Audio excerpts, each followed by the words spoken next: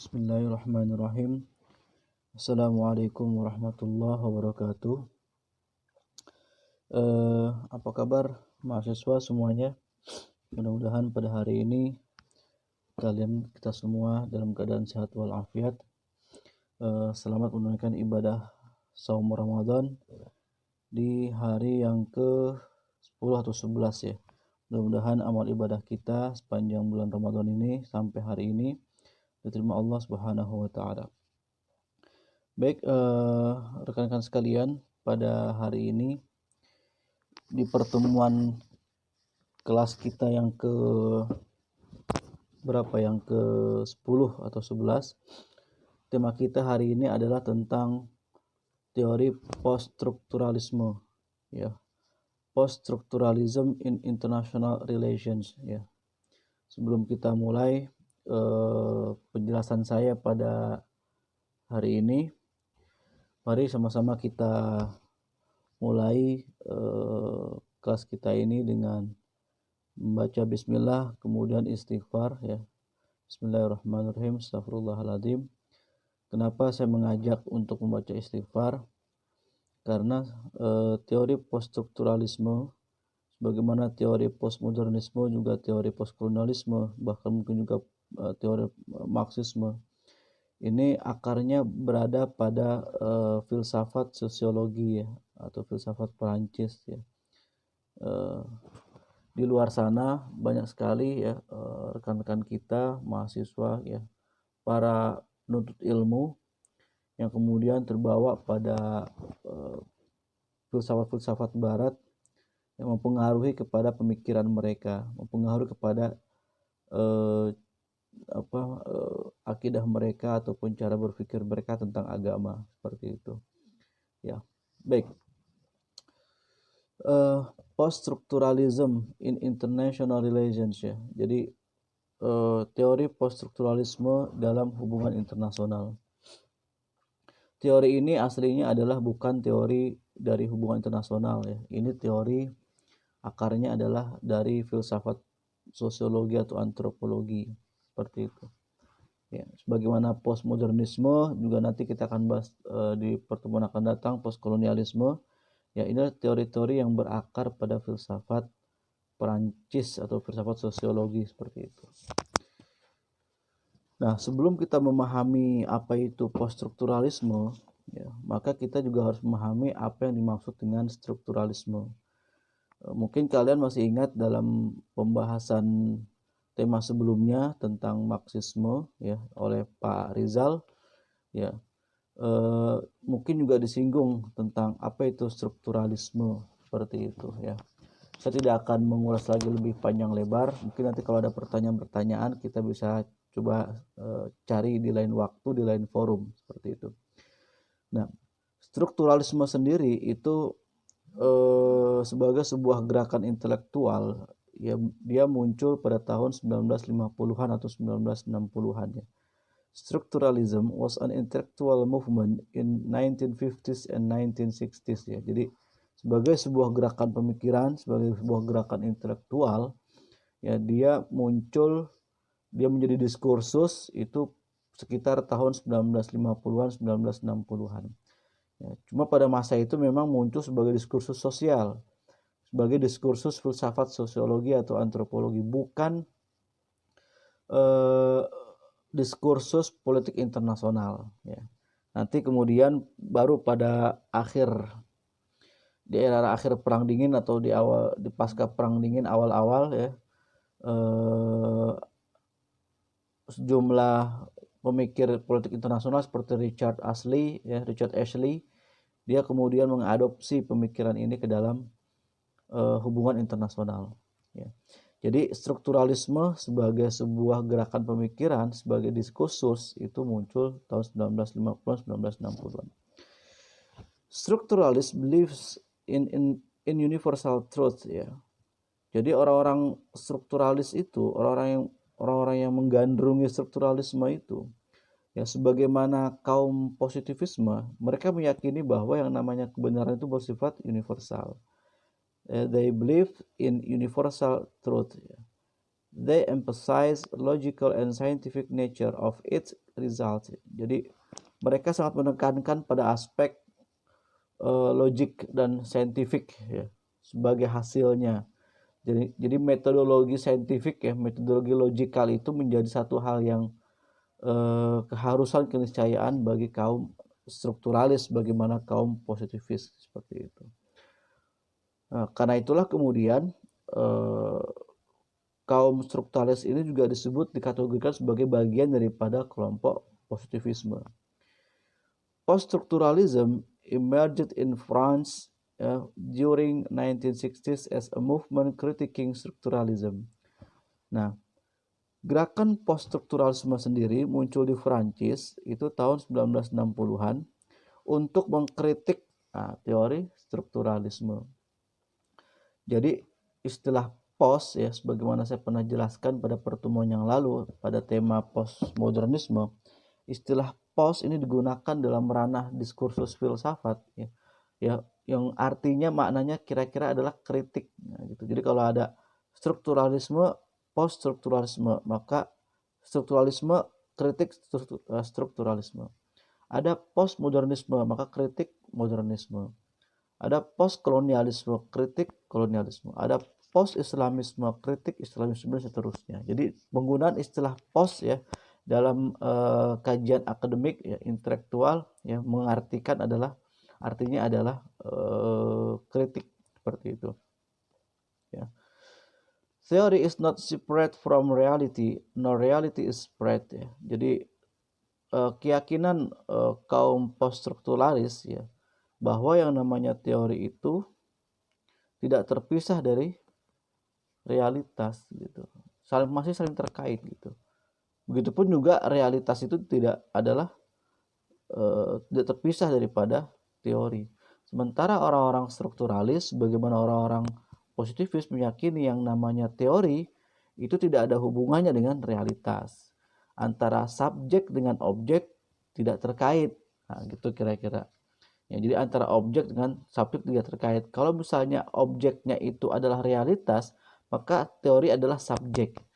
Nah, keyakinan orang-orang strukturalis ya dan juga orang positivis ya, namanya objek dengan subjek itu tidak ada hubungan gitu, tidak ada hubungan, saling terpisah. Nah, berkebalikan dengan itu, orang-orang poststrukturalis meyakini bahwa nggak bisa yang namanya teori dengan realitas itu ya, dengan kenyataan. Nah, itu saling terkait, tidak bisa dipisahkan.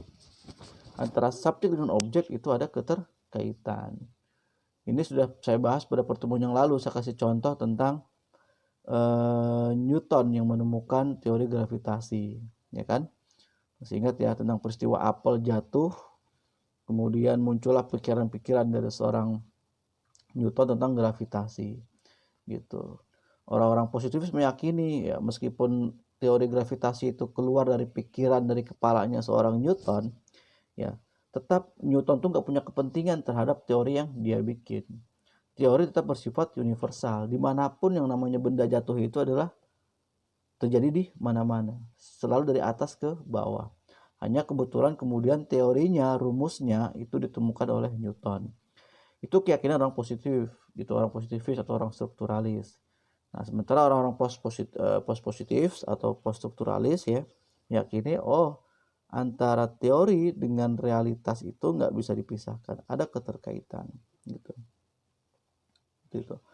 Post-structuralist doubt about the existence of concrete reality. Jadi orang-orang post-structuralis ini meragukan eksistensi dari realitas yang konkret, seperti itulah kira-kira. Jadi basic assumption daripada pikiran-pikiran post-strukturalis ini adalah tentang ide, gitulah, seperti tentang ide. Ini beberapa tokoh ya, tokoh-tokoh poststrukturalis.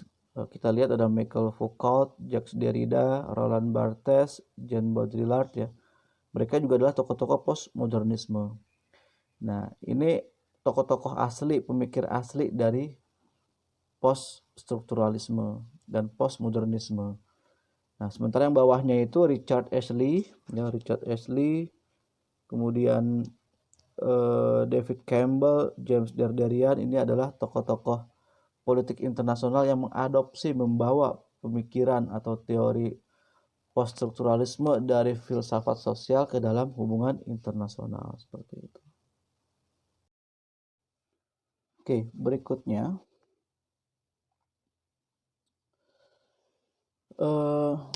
poststrukturalisme, ya,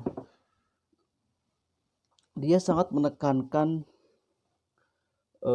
peran daripada knowledge atau pengetahuan dalam mencapai atau dalam melanjutkan atau kekuatan. Jadi keyakinan dari orang-orang poststrukturalisme ini, ya, sebagaimana positivisme atau posmo, mereka meyakini bahwa yang namanya knowledge itu sebetulnya perpanjangan daripada kekuatan, daripada power. Ada hubungan, ada relasi antara power dengan knowledge seperti itu. Knowledge is always centered contextual, partial and fragmentary, but is never neutral. Jadi yang namanya knowledge itu menurut orang-orang poststrukturalisme, sebagian positivisme, ya, itu selalu bersifat center kontekstual, parsial dan fragmentary, gitu. Tapi nggak netral, dia tidak universal. Tidak ada pengetahuan yang universal dalam keyakinan poststrukturalisme. Pengetahuan itu parsial, mengikuti ruang dan waktunya masing-masing. Itu sebagai contoh yang saya sampaikan pada pertemuan yang lalu, ya. Katakanlah contohnya knowledge tentang kebebasan. Gitu. Bagaimana orang Barat berpikir soal kebebasan? Apa batas-batasnya? Bagaimana orang Indonesia berpikir tentang kebebasan? Apa batas-batasnya? Bagaimana orang Afrika berpikir tentang kebebasan? Bagaimana batas-batasnya? Bagaimana orang Amerika mendefinisikan kebebasan? Bagaimana batas-batasnya? Orang Cina, orang Jepang, orang Taiwan, dan seterusnya. Seperti itu. Ya. Yang seringkali soal batas-batas kebebasan ini itu diformalisasi, diratifikasi ke dalam bentuk undang-undang peraturan. Gitu. Misalnya contoh adalah kebebasan dalam memilih gitu. Oh, di Indonesia warga negara yang boleh memilih itu usia 17 tahun. Tapi di tempat lain, di negara lain itu boleh jadi batas awal orang boleh memilih itu adalah usia 16 tahun. Di tempat lain lagi mungkin boleh jadi ada yang lebih muda lagi 15 tahun, atau mungkin di tempat lain lagi ada yang mengatakan oh tidak. Batas orang boleh memilih itu adalah ketika dia sudah mencapai usia 19 tahun. Nah, batas usia ini menunjukkan bahwa setiap ruang dan waktu, setiap tempat itu punya batas kebebasan masing-masing. Contoh lain lagi misalnya tentang siapa orang yang boleh dipilih dalam pemilihan umum. Gitu. Di satu tempat misalnya ditentukan bahwa orang yang pernah dipenjara atau pernah berstatus pidana itu tidak boleh dipilih dalam pemilihan umum. Di tempat lain, di negara lain mungkin dikatakan bahwa oh boleh orang yang pernah berstatus pidana dipilih asalkan sudah melewati 5 tahun dan seterusnya. Gitu. Nah, ini menunjukkan bahwa soal kebebasan, ya, itu bersifat parsial. Kebebasan itu memiliki ruang dan waktunya masing-masing. Tiap tempat, ya, tiap ruang dan waktu itu memiliki batasan kebebasannya sendiri-sendiri. Nah, sehingga kalau menurut keyakinan poststrukturalisme yang namanya knowledge, ya, is always centered kontekstual. Dia selalu kontekstual, dia tidak tekstual. Dia tidak universal, dia selalu menyesuaikan dengan konteks sosialnya masing-masing. Itu namanya knowledge gitu.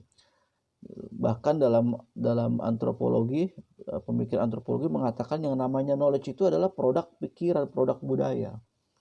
Gitu. Produk budaya, knowledge itu. Bukan sesuatu yang ada di alam semesta ini, bukan, tetapi knowledge itu adalah yang dihasilkan dari pikiran manusia. Produk budaya. Karena dia produk budaya, maka dia bersifat parsial, tidak universal. Seperti itu. But is never netral, karena itu tidak pernah netral yang namanya pengetahuan menurut keyakinan poststrukturalisme, karena lahir dari pikiran manusia. Manusia punya kepentingan terhadap knowledge yang dia hasilkan, seperti itu. For post-structuralism, to understand an object, it is necessary to understand the system of knowledge that produce the object. Bagi post-structuralism, ya, memahami sebuah objek itu perlu untuk memahami sistem tentang bagaimana knowledge itu bekerja memproduksi objek gitu. Seperti itu. Post-structuralism menekankan pada aspek histori untuk menganalisis, menggambarkan sebuah konsep. Jadi knowledge itu nggak bisa dilepas dari sejarah. Sejarah itu adalah sesuatu yang melekat pada manusia. Seperti itu. Pada manusia.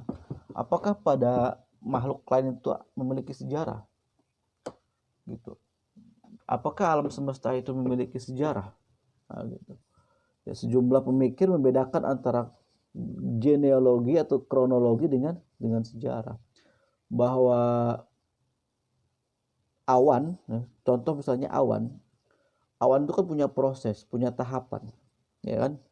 Hujan itu punya tahapan, punya proses. Dari mana munculnya hujan?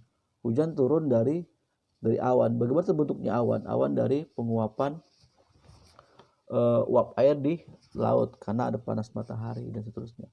Dari mana air laut itu berkumpul? Dari gunung, air yang mengalir lewat sungai terus ke muara, kemudian ke laut kemudian dia memuai atau menguap menjadi awan kemudian mengalami proses turun hujan. Begitu seterusnya.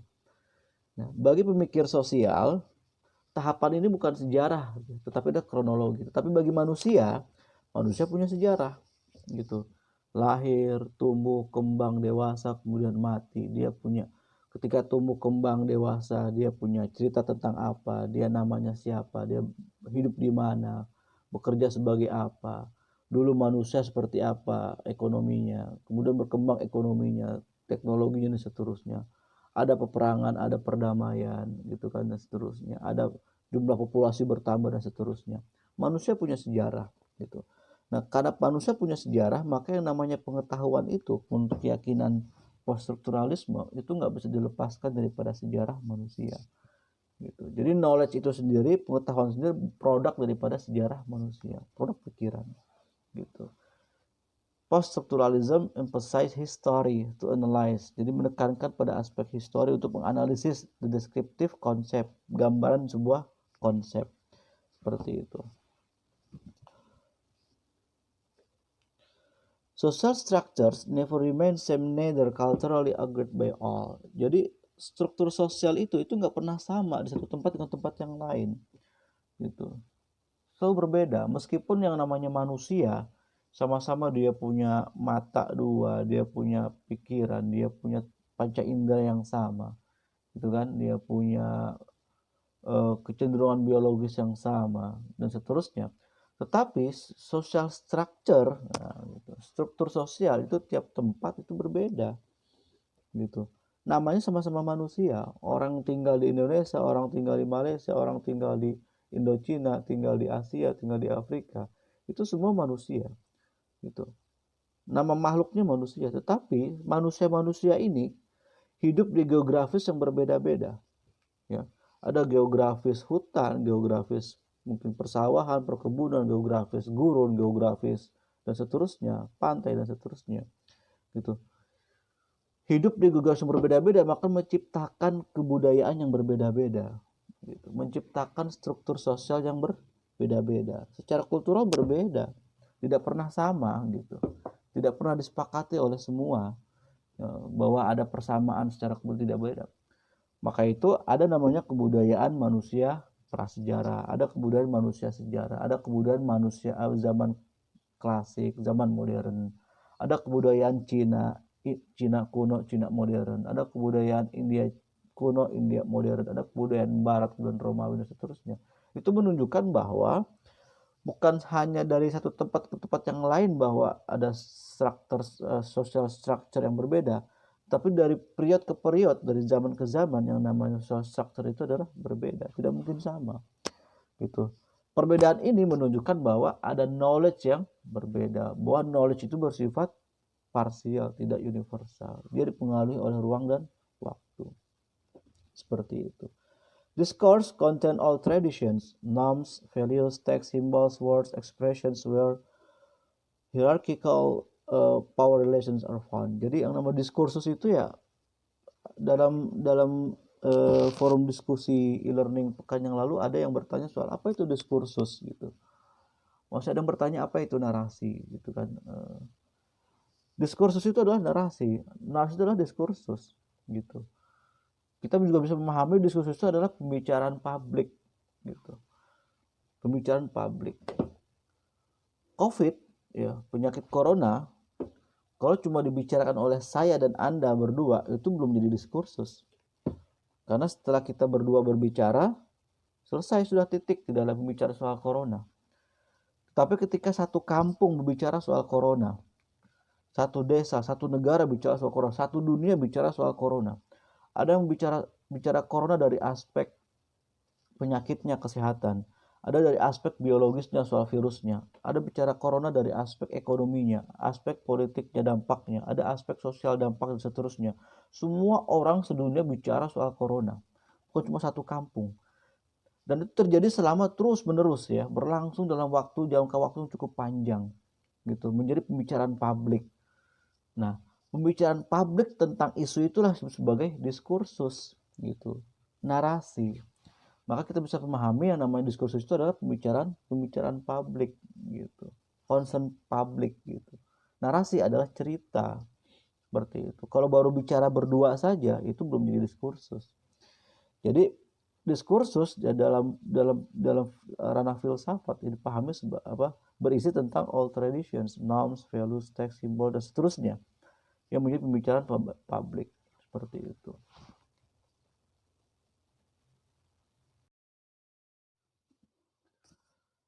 Apa itu social structures? Ya, saya lupa menjelaskan ini. Apa itu social structure? Apa itu struktur sosial? Ya.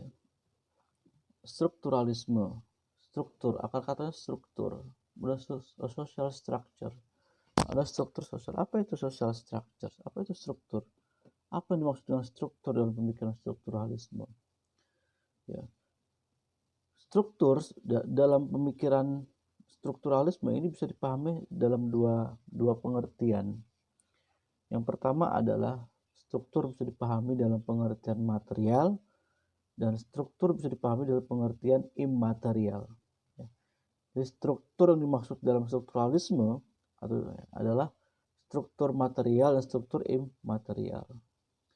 Jadi kalau ada social structures, maka pengertiannya adalah struktur yang bersifat material maupun imaterial. Apa contohnya yang material? Contohnya yang material, struktur sosial. Sebagai contoh misalnya, sosial ini kan terdiri dari beragam kategori. Ada sosial atau masyarakat agama, ada masyarakat adat, ada masyarakat modern, dan seterusnya. Seperti itu. Di masyarakat adat ada namanya kepala adat. Di bawahnya mungkin ada sekretaris adat dan seterusnya. Ada hierarkinya, ada urutannya. Di masyarakat agama, katakanlah misalnya di masyarakat muslim gitu ya, ada struktur tatanan tertinggi misalnya Nabi ya kan, Rasulullah sebagai penyampai risalah. Kemudian di bawahnya para sahabat dan seterusnya adalah para ulama-ulama gitu. Ulama pun juga terbagi-bagi kan, sampai yang paling kecil di masa kita contohnya adalah ustadz misalnya seperti itu, atau guru ngaji. Dari mulai guru ngaji, ustadz sampai level tertinggi ke nabi itu adalah struktur tatanan, struktur sosial dalam masyarakat agama. Contoh lain misalnya struktur sosial dalam masyarakat pemerintahan. Di kita misalnya ada RT, di atas RT ada RW, di atas RW ada kelurahan, kecamatan, terus sampai tertinggi adalah negara, presiden. Itu struktur sosial masyarakat kita Indonesia gitu. Tadi yang saya sampaikan, struktur masyarakat pemerintahan di kita, kalau kita ke Malaysia akan berbeda struktur sosial masyarakat pemerintahannya. Malaysia punya tanda kutip RT RW-nya tersendiri, memiliki tanda kutip kelurahan kecamatannya sendiri dengan istilahnya sendiri. Gitu. Sistem politiknya pun berbeda. Kalau kita adalah republik, mereka adalah kerajaan. Gitu. Kita presidensial, mereka perdana menteri parlementer. Ke Amerika juga sama, berbeda. Seperti itu. Menunjukkan bahwa social structure masyarakat pemerintahan Indonesia, Malaysia, Amerika, dan setiap tempat negara berbeda-beda. Pada masalah agama juga sama tadi, yang muslim seperti itu. Di masyarakat, struktur sosial masyarakat agama Kristen juga berbeda strukturnya kan. Saya tidak paham. Tapi ada tertinggi misalnya kalau Katolik adalah paus kan. Kalau Protestan bukan paus gitu, tinggi. Terus ada sampai terendah adalah mungkin pendeta dan seterusnya. Itu ada strukturnya. Di masyarakat agama Hindu juga sama, punya social structure, punya tatanan. Seperti itu. Nah, ini yang disebut sebagai social structure material. Gitu, social structure material.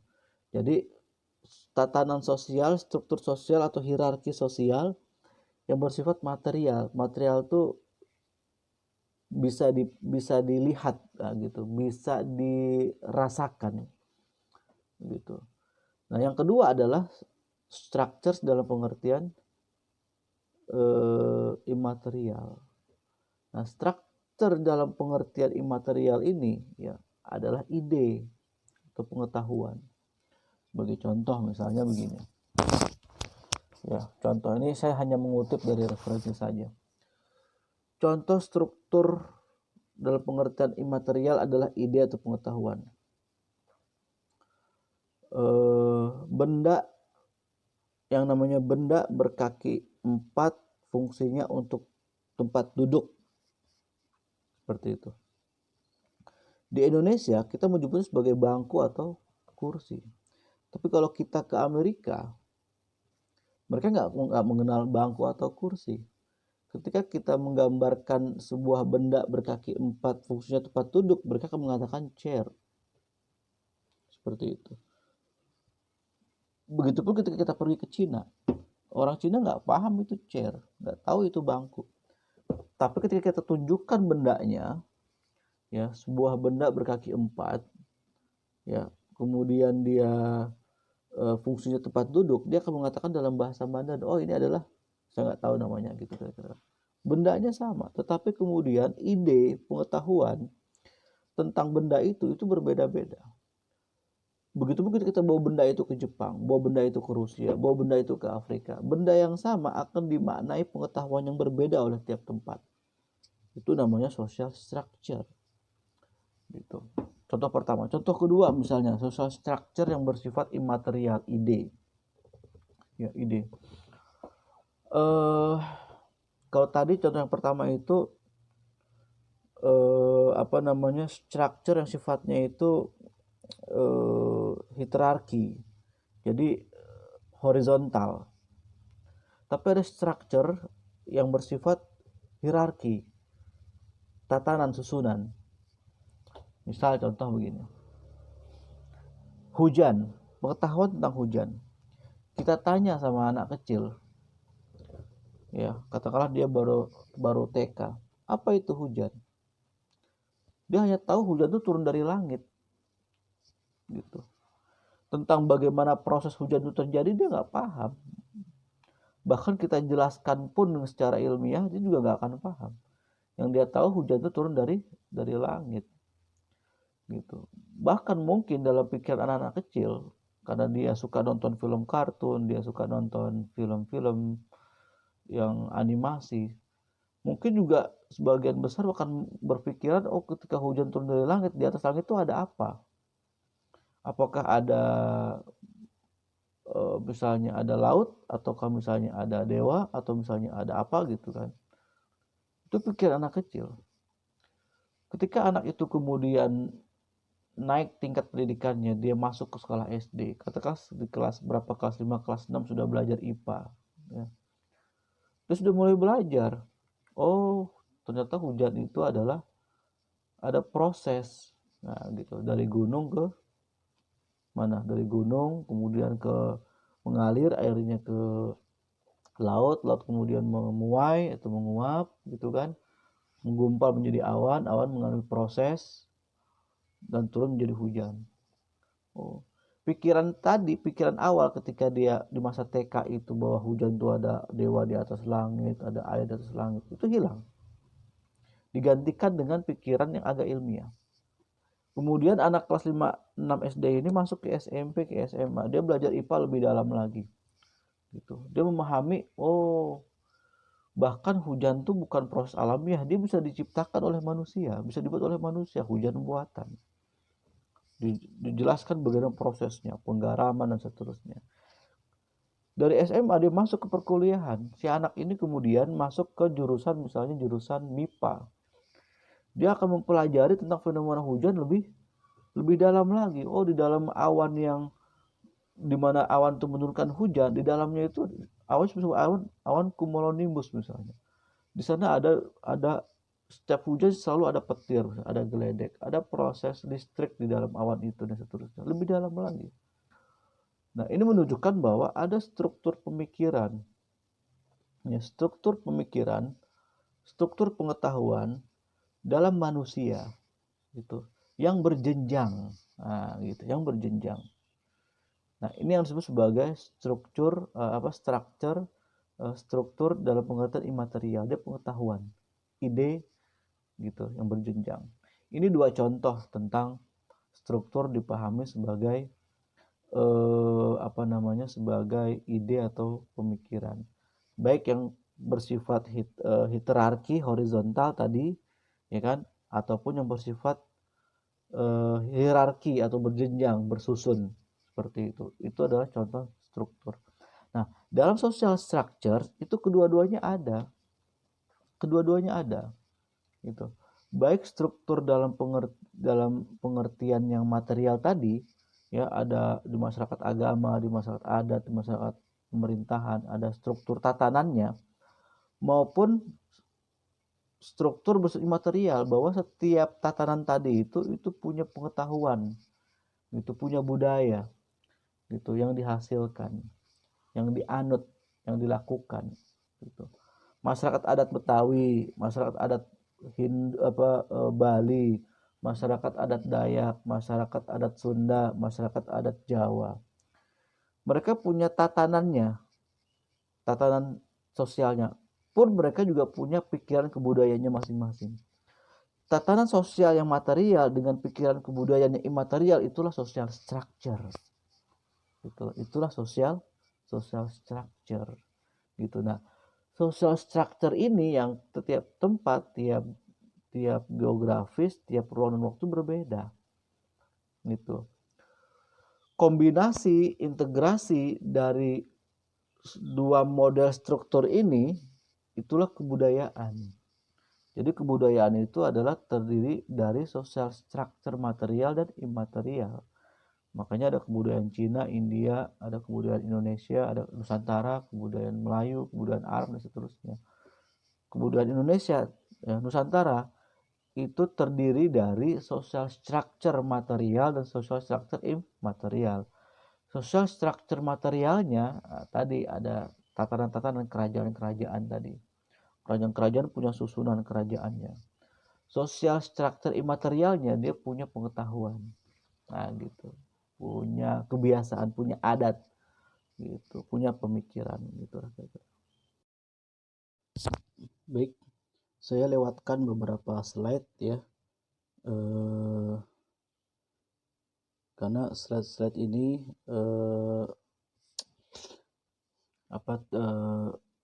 pengulangan saja dari substansi tentang knowledge, ya, yang dalam bahasa Foucault disebut sebagai logocentrism.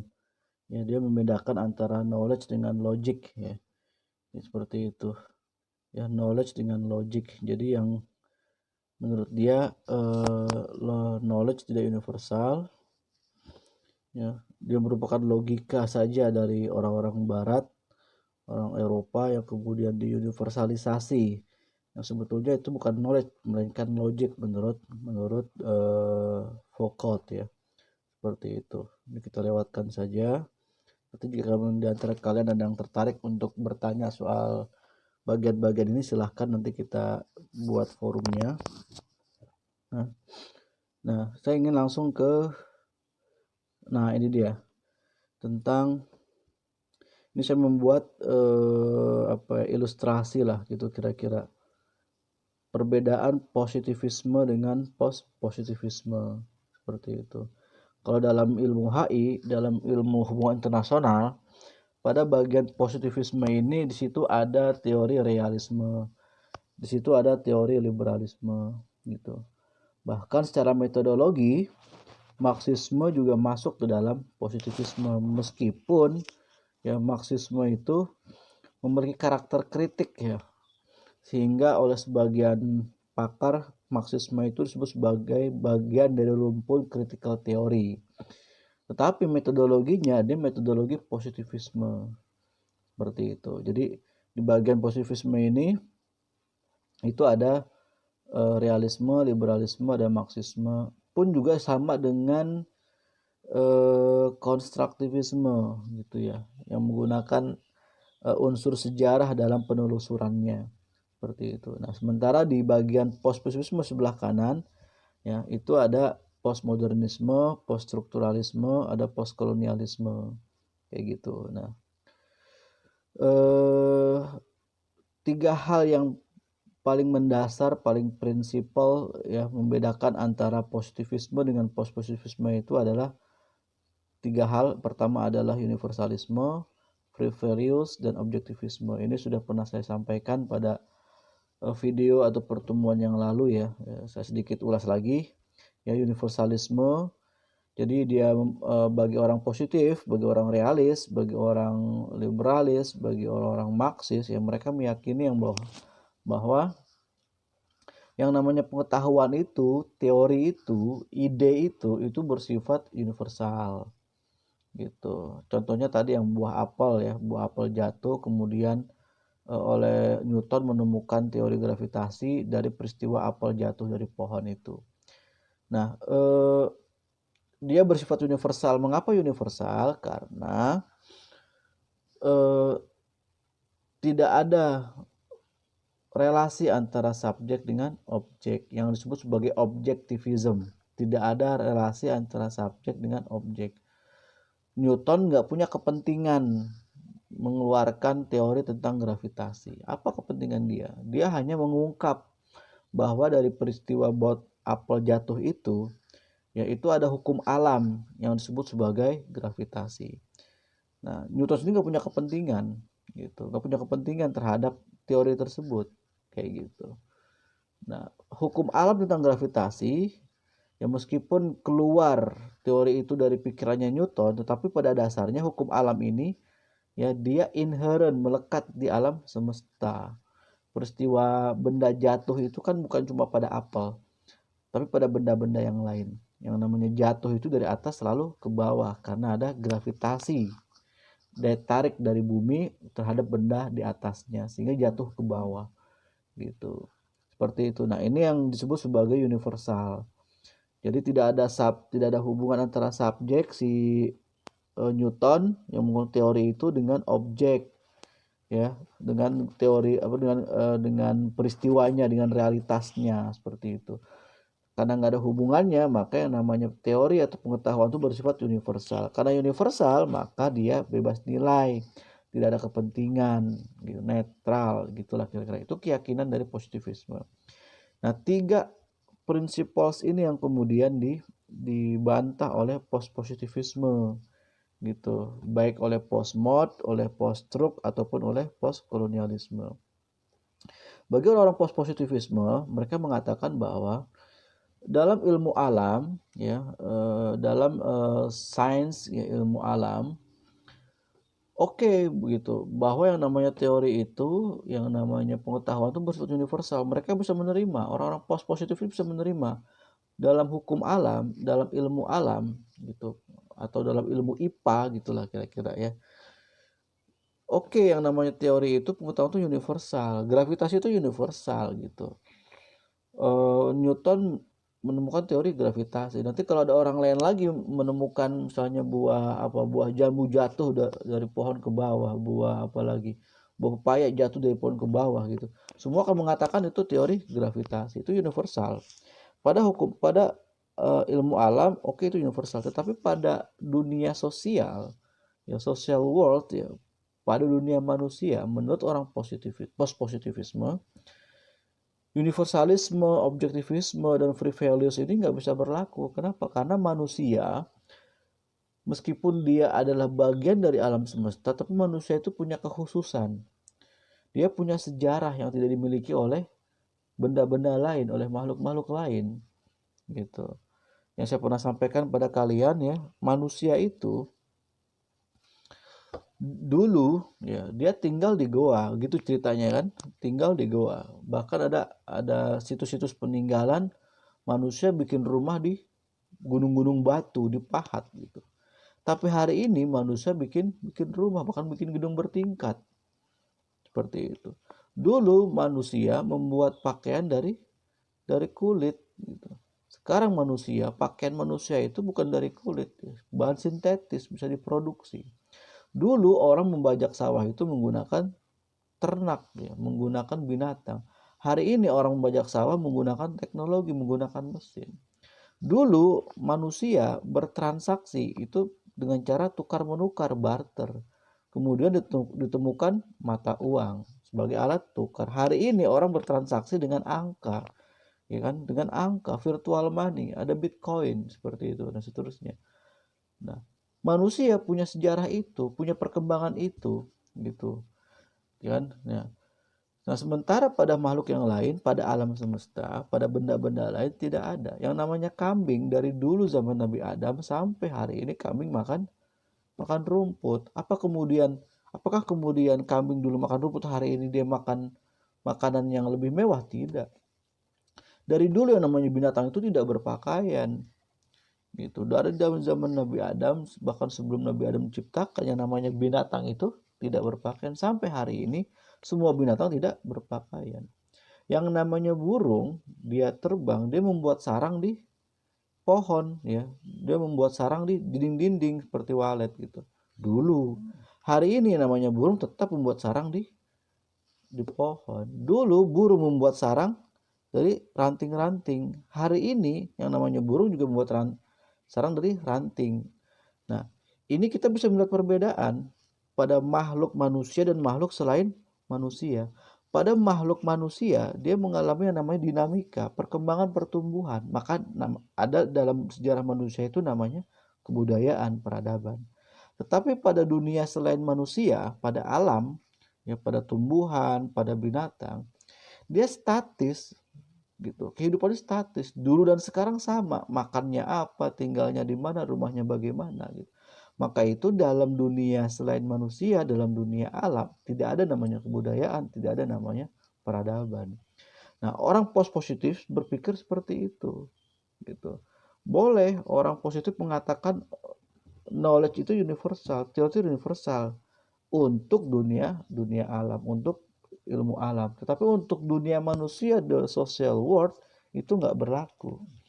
Gitu. Karena itu orang post positif mengatakan dalam dunia sosial yang namanya teori pengetahuan itu bersifat parsial, tidak universal. Yang namanya pengetahuan atau ya pengetahuan itu bersifat subjektif, tidak objektif. Karena subjektif tidak objektif, maka pengetahuan itu tidak bebas nilai. Dia tidak free of values, ya.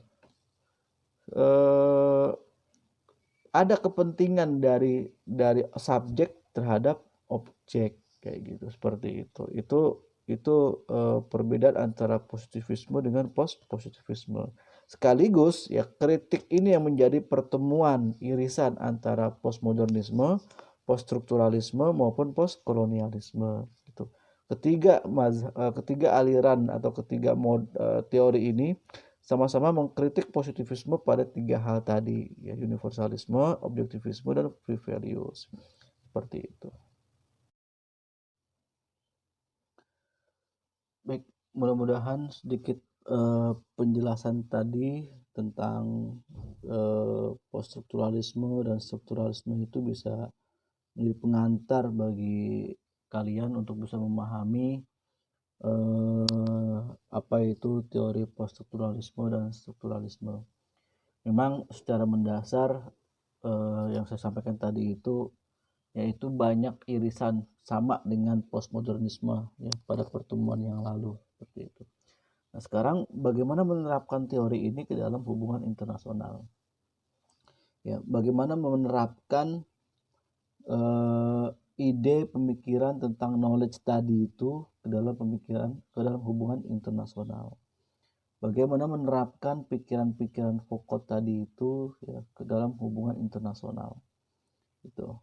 Bagaimana kemudian Richard Ashley ya mengadopsi pikiran-pikiran poststrukturalisme ini ke dalam hubungan internasional. Nah, seperti itu. Nah, saya akan pelan-pelan mencoba menjelaskan. Nah, ini saya buat semacam ilustrasi lah ya, ilustrasi ya. Jadi understanding Marxism is a gateway to understanding structuralism. Jadi untuk memahami poststrukturalisme itu kita harus memahami dulu apa itu strukturalisme. Nah, untuk memahami strukturalisme, maka kita harus memahami dulu apa itu Marxisme. Gitu. Kenapa? Karena strukturalisme itu adalah nama lain atau istilah lain dari Marxisme struktural atau neo-Marxis seperti itu ya. Strukturalisme adalah nama lain dari Marxisme struktural atau neo-Marxis seperti itu. Nah, ini sebelah kanan, di sebelah kiri yang ada lingkaran merah ini saya buat ya. Jadi strukturalism itu ya disebut juga sebagai struktural Marxism atau neo-Marxism. Jadi kalau kalian nanti membaca referensi di situ disebutkan sebagai istilahnya strukturalism, maka sebetulnya hakikatnya yang sedang dibahas oleh si penulis itu adalah struktural Marxism atau neo-Marxism. Kalau di referensi itu misalnya kalian membaca si penulis membahas tentang neo-Marxisme, maka sebetulnya yang dia bahas itu tentang strukturalisme. Kayak gitu. Nah, kenapa disebut sebagai Marxisme struktural dan Marxisme struktural disebut sebagai neo-Marxisme gitu? Karena ini kita geser pada bagian yang sebelah kanan. Kalau pada Marxisme yang sudah kalian terima pembahasannya dari Pak Riza pada pertemuan yang lalu sebelum UTS, Marxisme bicara pada scope state ya, pada scope society. Ya. Dia bicara kalau kalian masih ingat saya juga mengupload slide-nya. Dia berangkat daripada materialisme historis ya, materialisme sejarah gitu. Materialisme sejarah Marx dari situ kemudian menciptakan kelas, ada Bourdieu, ada kelas proletar.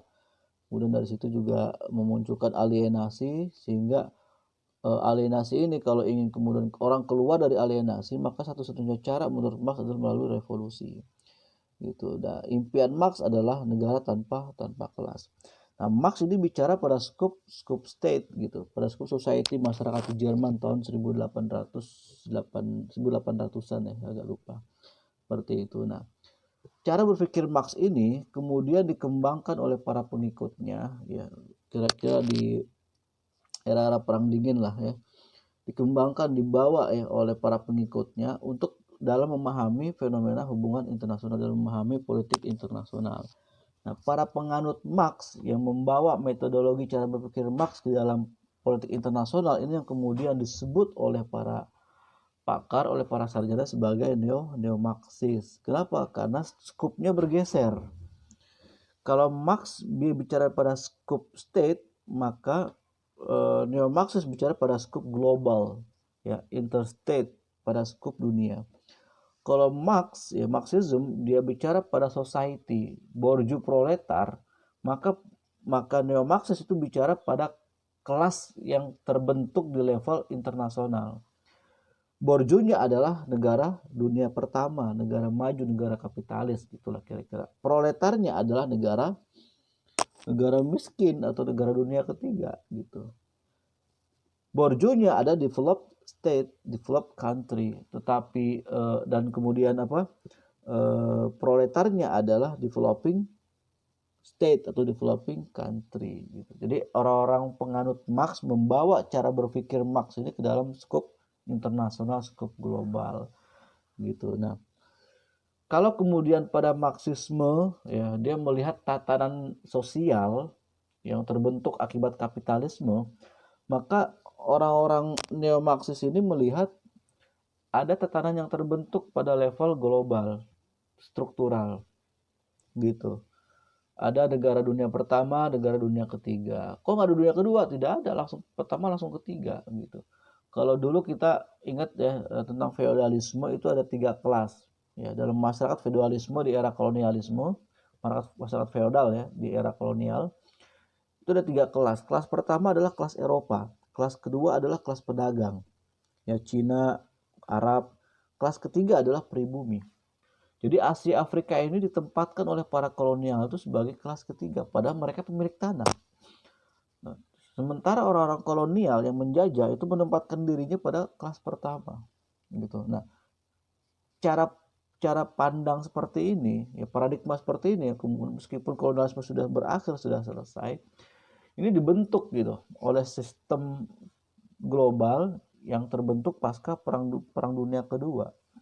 Itu ada dunia pertama, ada dunia ketiga, tidak ada dunia kedua. Dunia pertama kemudian disebut sebagai dunia pertama negara maju karena dia menguasai produksi, dia memiliki teknologi high industry, dia membuat pesawat terbang, dia membuat kapal, dia membuat teknologi yang berat-berat gitu kira-kira high industry. Sementara pada negara dunia ketiga dia konsumen, dia pembeli, dia sebagai konsumsi dari produksi negara dunia pertama, itu dunia ketiga. Nah, orang-orang Marxis yang membawa cara berpikir Marxis ke dalam level global ini melihat ada tatanan itu, ada struktur itu yang dibentuk oleh kapitalisme global. Nah, karena melihat ada struktur itu, maka ya orang-orang neo-Marxis disebut sebagai struktural Marxism atau Marxis struktural, seperti itu kira-kira. Ya, nah, baik struktural Marxism maupun neo-Marxism ini yang kemudian disebut sebagai strukturalism, kayak gitu. Nah, ini kita lihat seperti yang sudah saya sampaikan tadi ya di slide sebelumnya, bahwa struktur ya dalam pemikiran atau dalam teori strukturalisme itu bermakna dua, yaitu struktur dalam pengertian material atau institusional, kemudian struktur dalam pengertian imaterial atau ide. Ya, tadi saya berikan contoh ya pada slide sebelumnya pada social structure ya, pada material institusional misalnya ada masyarakat pemerintahan, masyarakat adat, ada masyarakat agama ya dan seterusnya, dan di setiap masyarakat tersebut tadi itu ada tatanannya, ada hierarkinya, ada jenjangnya ya. Kalau di masyarakat pemerintahan misalnya itu ada RT, RW, kelurahan, kecamatan, sampai tertinggi adalah negara ya, presiden untuk masa pemerintahan di Indonesia. Tapi masa pemerintahan di negara lain misalnya di Malaysia ya tentu berbeda ya, karena sistemnya pun berbeda. Kita presidensial, di sana parlementer, di kita republik, di sana kerajaan. Begitupun juga di negara lain ya, misalnya di Singapura atau di Indochina atau di Amerika dan seterusnya. Nah, itu contoh dari struktur material atau institusional. Nah, struktur idenya adalah tadi yang saya sampaikan itu ya, ada misalnya ada kebiasaan, adat, pemikiran, pengetahuan, seperti itu. Ada struktur yang dalam pengertian ide atau imaterial ini yang sifatnya itu horizontal atau hierarki. Yang saya contoh tadi itu adalah tentang kursi kan, kursi di Indonesia itu maknanya apa bahasa kursi di Arab, kursi di Amerika, di Cina gitu kan. Bendanya sama, tetapi ide tentang benda itu ya itu berbeda gitu ya. Bahasa tentang benda itu berbeda seperti itu. Nah, ada juga imaterial dalam pengertian struktur yang hierarki ya. Yang saya kasih contoh tadi itu adalah tentang anak TK berpikir tentang hujan. Hujan dalam pemikiran anak TK. Ketika anak itu berkembang masuk ke SSD, dia akan berpikir, dia akan ada perkembangan pemikirannya tentang hujan sampai kemudian dia kuliah dan seterusnya. Nah, itu tentang struktur dua makna, makna imaterial dan makna material. Makna imaterial ada makna ide, makna pengetahuan, makna material ada makna institusional. Nah, sekarang bagaimana memahami ini ke dalam masalah hubungan internasional gitu. Nah, kenapa kemudian orang-orang Marxisme atau orang yang Marxisme itu sebagai Marxisme struktural? Karena dia melihat ada struktur material institusional di dalam hubungan internasional. Tadi yang saya sampaikan itu kan, ada kelas proletar, negara proletar, yaitu negara kapitalisme, dunia pertama, dunia ke-1. Itulah kira-kira. Mereka menguasai produksi, mereka menguasai high industry dan seterusnya. Ada kelas proletar, negara berkembang atau negara terbelakang atau negara miskin, dunia ketiga. Ya, dunia ketiga ini sebagai konsumen, sebagai pembeli atau apa kira-kira ya gimana ya, pembeli lah ya daripada barang-barang produksi yang diproduksi oleh negara dunia pertama. Nah, ini ada struktur material institusional yang dilihat oleh orang dalam hubungan internasional sehingga disebut sebagai strukturalisme. Begitupun dengan idenya gitu. Idenya apa gitu? Yang kenapa disebut sebagai strukturalisme? Apa idenya dalam hubungan internasional? Nah, kita lihat misalnya contoh pada isu terorisme misalnya. Pada isu terorisme.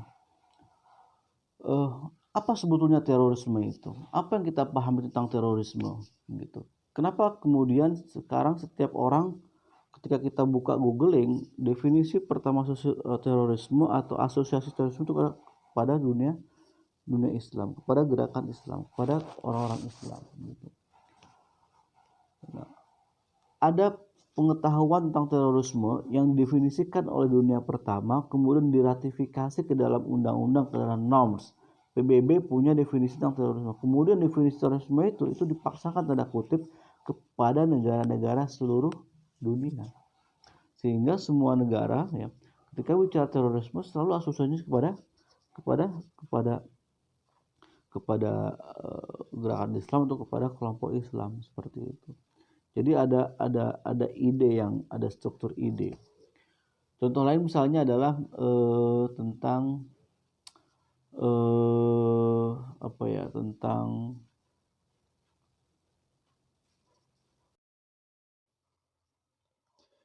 jadi kaum strukturalis ya memahami bahwa dunia sosial, social world ya, atau dunia hubungan internasional, nah gitulah kira-kira, itu memang ada struktur gitu, ada strukturnya, baik struktur material maupun struktur imaterial gitu kan. Tadi struktur material tadi kan ada negara pertama, negara ketiga, negara kapitalis dan negara apa kira-kira lawannya kapitalis, negara proletar lah gitu kira-kira kan, seperti itu. Negara high industry dengan negara yang mengkonsumsi produk dari negara high industry seperti itu. Bukan cuma itu tatanannya. Tatanan yang dipahami oleh kaum strukturalis ya, bahwa dunia internasional itu terdiri dari struktur adalah kehadiran PBB misalnya, kehadiran PBB, United Nations ya, Perserikatan Bangsa-Bangsa. Itu. Di PBB ini ada apa? Ada banyak badan. Ada badan yang menangani masalah pendidikan UNESCO, menangani masalah anak UNICEF, ada menangani masalah buruh ILO misalnya, International Labour Organization gitu. Ada badan PBB yang menangani masalah perdagangan WTO dan seterusnya. Banyak ya. Seperti ini adalah struktur material internasional, struktur institusional gitu, yang terbentuk di masyarakat internasional gitu. struktur besar tertingginya PBB, membernya adalah negara.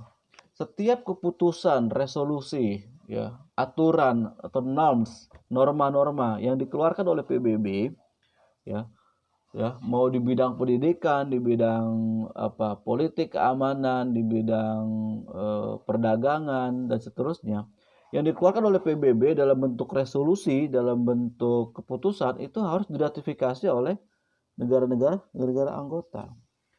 Nah, resolusi-resolusi itu adalah ide-ide itu tadi, struktur imaterial.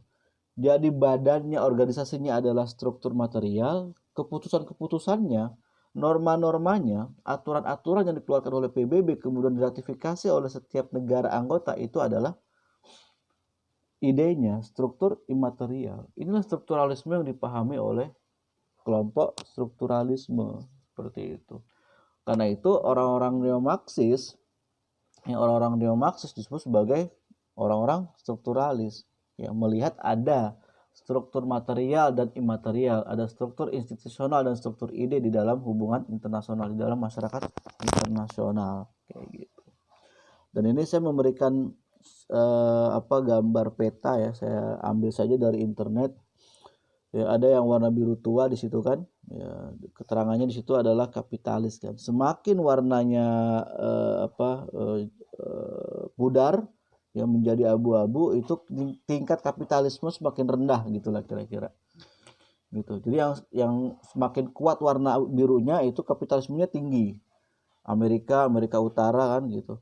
Gitu.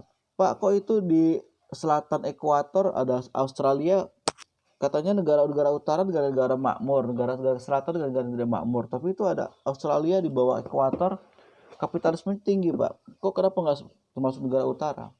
Ya, Australia itu, ya, itu bukan negara asli sebetulnya, karena bangsa aslinya adalah aborigin, gitu. Australia itu bukan negara asli, bangsa aslinya adalah aborigin. Yang membentuk negara di tanah Australia adalah orang-orang pelarian Inggris, gitu. Para napi-napi Inggris gitu, yang lari dari Inggris atau menjelajah dari Inggris, kemudian mereka mendarat, berlabuh di Australia, mereka melakukan kolonisasi di Australia, ya, selama berabad-abad, kemudian membentuk negara di situ. Sehingga sistem yang dipakai di Australia sistem barat, sistem Eropa, bukan sistem timur, bukan sistem aborigin.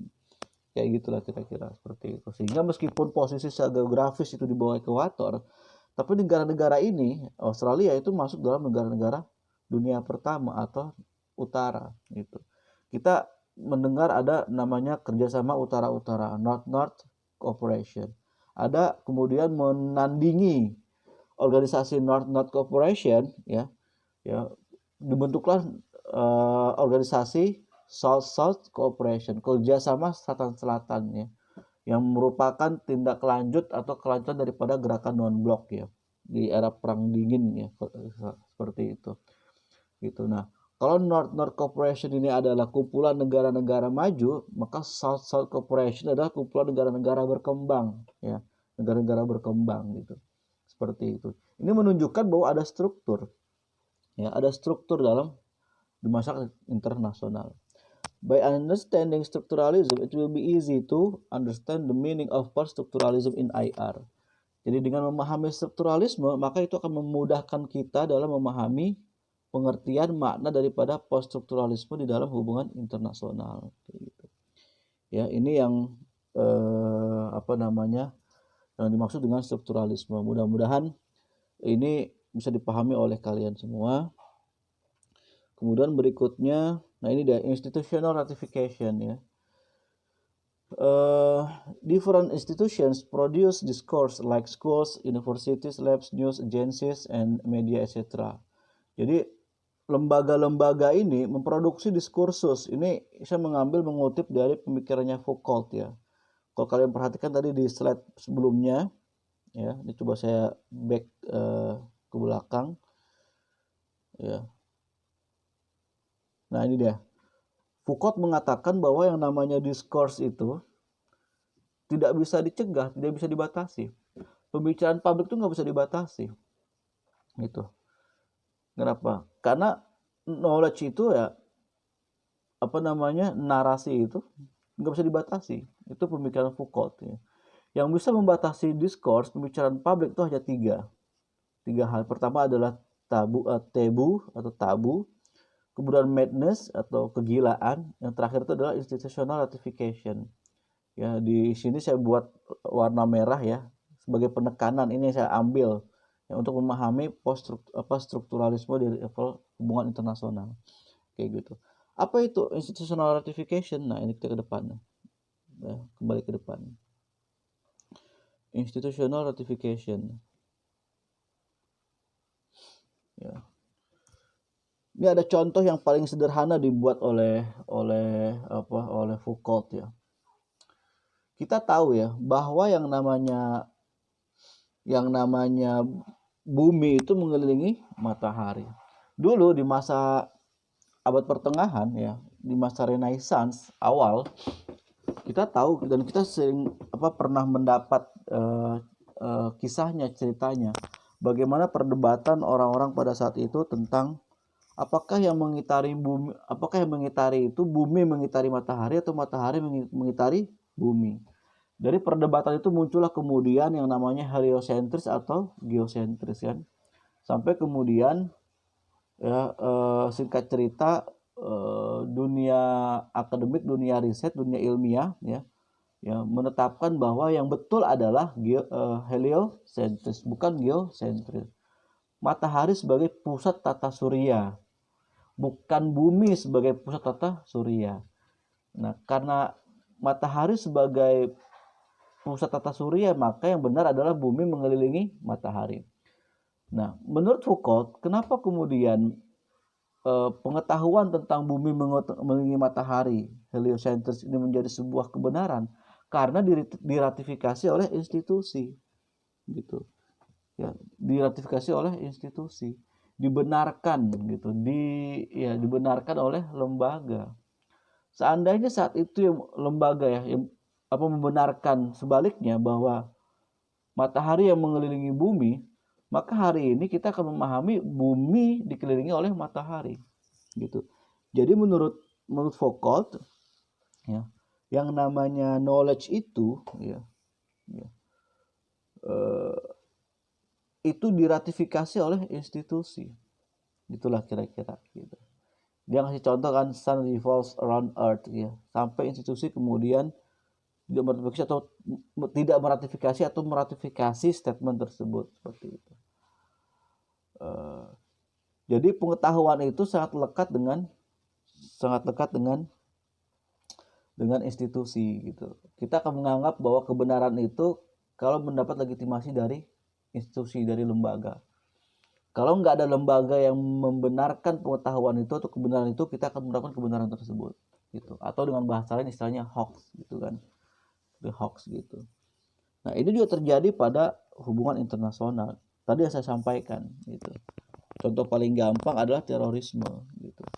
Terorisme. Padahal sejarah terorisme awal itu disebut sebagai teror dalam bahasa Perancis, le terror gitu. Itu berangkat dari peristiwa revolusi Perancis tahun 1789 ya. Ya. Dan peristiwa pertama disebut sebagai teror itu ada peristiwa state terrorism. Jadi negara melakukan kekerasan terhadap revolusi, terhadap orang-orang yang melakukan penentangan terhadap Raja Louis. Muncullah istilah teror gitu. Nah, jadi terorisme itu muncul pertama kali istilah terornya dari pengalaman revolusi Perancis tahun 1789 dan aktornya adalah negara, bukan kelompok, bukan masyarakat gitu. Tapi kenapa kemudian hari ini ketika kita googling, ketika kita bicara soal terorisme, seakan-akan pikiran kita gitu kan, asosiasi kita terorisme itu adalah kelompok Islam.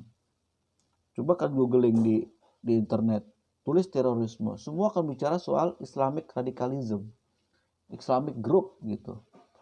Seakan-akan terorisme itu adalah kelompok Islam. Padahal sejarah terorisme itu adalah dari Barat yang melakukan itu. Nah, kenapa bisa muncul pengetahuan bahwa terorisme itu asosiasi kepada kelompok Islam? Tadi ada institusionalisasi, ada ratifikasi institusional, ada ada lembaga yang melegalkan, melegitimasi bahwa pengetahuan kebenaran tentang terorisme adalah kelompok Islam, ya, eh, apa namanya, adalah lembaga PBB. Kita ingat ketika pertama kali peristiwa 9/11, apa yang dikatakan oleh George W. Bush? Dia mengatakan bahwa kami nggak memerangi Islam, kata dia. Tapi berikutnya kemudian dia mengatakan bahwa perang ini adalah the second crusade gitu, perang salib yang kedua. Itu kata Bush. Gitu. Itu bisa dilacak dalam internet, itu masih banyak gitu. Bush mengatakan kami nggak memerangi Islam, tetapi di waktu berikutnya dia mengatakan ini adalah perang global war terror, ini adalah perang the second crusade gitu. Perang melawan perang salib yang kedua. Nah, kalau bukan perang melawan Islam, terus kenapa kemudian dia mengatakan the second crusade gitu? Perang salib yang kedua. Dan setelah itu kemudian ya Amerika, Australia itu menggelontorkan dana yang sangat besar kepada negara-negara dunia ketiga. Ya, di Indonesia misalnya membentuk namanya lembaga Densus anti teror gitu. Di Magelang dibuat sekolah anti terorisme dan seterusnya. Tiap tahun jutaan dolar mengalir dari Amerika, dari Australia untuk negara-negara yang memiliki penduduk muslim cukup banyak gitu. Seperti itu. Ada struktur institusional yang dibentuk dan ada knowledge yang dibentuk. Ya, sampai hari ini kita memahami terorisme itu seakan-akan gitu terasosiasi dengan kelompok Islam, padahal sejarahnya tidak gitu. Kalau kita mengatakan oh tidak, terorisme itu bukan Islam, susah. Kenapa? Karena lembaga-lembaga, bahkan sampai lembaga Islam pun gitu kan, di mana-mana ada spanduk kita menolak terorisme, kita menolak radikalisme gitu. Bayangkan itu apa namanya dikeluarkan oleh lembaga gitu, seperti itu. Ini yang dimaksud dengan institutional ratification gitu. Ratifikasi institusional. Jadi knowledge itu diratifikasi oleh institusi. Inilah struktur. Nah, ini saya bikin bagan lagi ya, bikin ilustrasi knowledge, structure, and hegemony, dominance ya. Jadi power ini menjadi dominasinya. Knowledge membentuk struktur kemudian akhirnya membentuk hegemoni dan dominasi dan seterusnya, seperti itu. Kayak gitu. Nah, ini strukturalisme. Lalu Pak, di mana poststrukturalismenya? Gitu. Apa yang dikritik oleh poststrukturalisme? Kalau tadi saya banyak bicara soal strukturalisme, terus di mana poststrukturalismenya? Kaum strukturalisme memahami apa yang saya sampaikan tadi itu, ya, dipahami oleh kaum strukturalisme itu sebagai sesuatu yang universal, sesuatu yang alamiah, nature by nature. Gitu. Bahwa dalam masyarakat itu, menurut keyakinan orang struktural, ya, dalam masyarakat itu keniscayaan bahwa ada ketua, ada wakil, ada kepala adat, ada sekretaris adat, ada sistem pemerintahan, itu sesuatu yang natural, bahwa masyarakat itu perlu keteraturan. Gitu. Sosial itu perlu keteraturan, perlu aturan, perlu rezim, perlu ada kepemimpinan gitu. Ah, gitu kira-kira. Pemahaman strukturalis menganggap bahwa ini sesuatu yang universal by nature gitu. Nah, bukan hanya pada masyarakat level kecil, level rendah, pada masyarakat internasional pun juga demikian, bahwa ada PBB, ya, ada polisi dunia, ada badan-badan mengatur bidang-bidang kehidupan, ada badan ekonomi gitu. Ya, ada keteraturan, ada tatanan, ada norma-norma, ada rezim. Ini ada sebuah keniscayaan menurut kaum strukturalis gitu. Keniscayaan gitu. Karena bagian daripada sejarah manusia. Kembali tadi yang saya sampaikan pada kalian, ya, orang-orang positivisme orang post positivisme meyakini bahwa manusia itu punya sejarah. Orang positif ya menyamakan manusia dengan alam semesta. Kayak gitu. Nah, Postruk membantah itu gitu, bahwa benar manusia itu hidup perlu keteraturan, sosial itu perlu keteraturan, perlu sistem, perlu norma, perlu rezim. Tetapi struktur yang dibentuk pada saat ini ya itu menunjukkan hegemoni, bukan by nature ya, gitu kira-kira. Ini menunjukkan hegemoni, ada kepentingan kekuasaan, nah, gitu. Kepentingan kekuatan, kepentingan power. Siapa power yang dimaksud di sini? Menurut post-truth, power di sini adalah Barat. Barat yang membentuk tatanan ini, membentuk tatanan struktur material dan imaterial ini. Bukan by nature, ini by design. Gitu. Ini yang dibantah oleh post-strukturalisme. Gitu. Betul memang masyarakat itu perlu keteraturan, tetapi keteraturan hari ini yang terjadi di masa internasional adalah keteraturan yang dibentuk oleh Barat. Apa argumentasinya post-truth bahwa tatanan material dan imaterialnya adalah bentukan Barat? Ya, mereka seringkali berargumentasi mengambil landasan pemikirannya itu dari peristiwa sejarah pasca di Perang Dunia Pertama, Perang Dunia Kedua, dan pasca Perang Dunia Kedua. Gitu.